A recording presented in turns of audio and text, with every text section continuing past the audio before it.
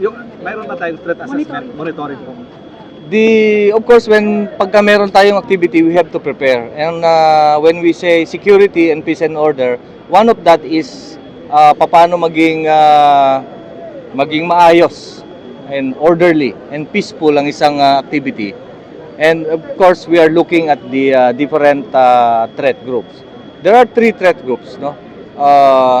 The local terrorist group, the communist terrorist group, and of course yung panghuli is yung the usual criminal gangs. Itong tatlo na to as early as last year, and natural naman na ginagawa natin parate, and with that we don't have any threats so far na nakita since the start of the preparation. Okay? In fact, we have our activities in Panglao or in Bohol. That was in the month of February. Wala rin tayo, naging maayos yung week-long activities and different activities doon. Meron nga tayong nasagip na isang foreign national while having sports activities, yun yung nag-diving. Kala natin ay nagsasabotahe sa activity, pero hindi. Nasalba natin siya. Paano ito ma-prevent ito na mangyari? Hindi mangyari ngayon? We are working 24 hours to deny the occurrence of any activities that will derail the peaceful conduct of this activity.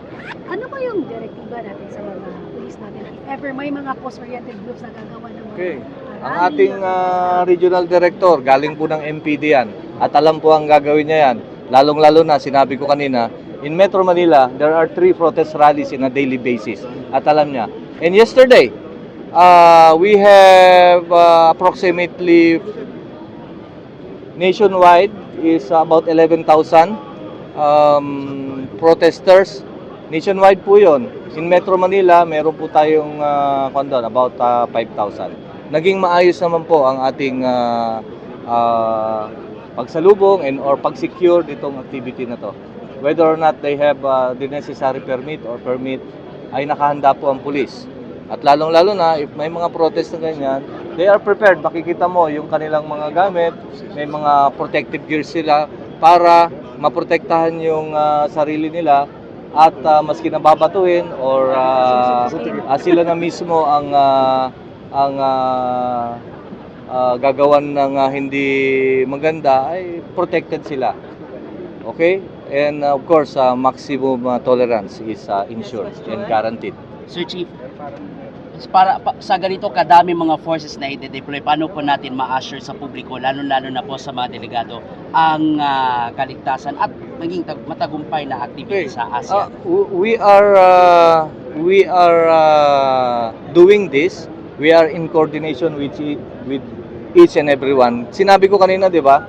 The conduct of a successful activity is not only for the mayor. Kaya nga yung mayor natin nandito, no? Hindi niya makakayanan. In as much as this is national activity, international activity, yung resources ng ating mayor ay hindi makakayanan kasi may aspect yan ng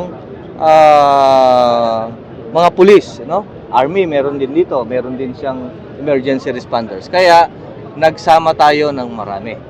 Okay? So,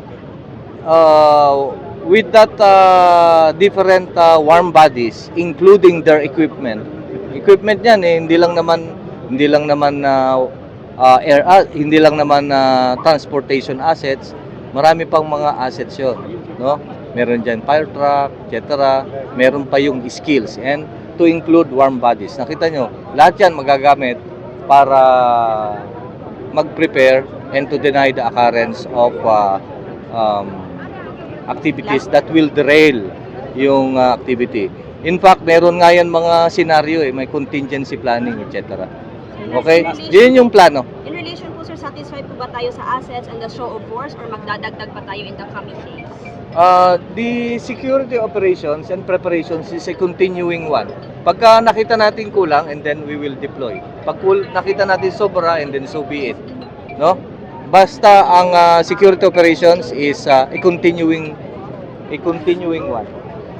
Okay? Thank you, sir.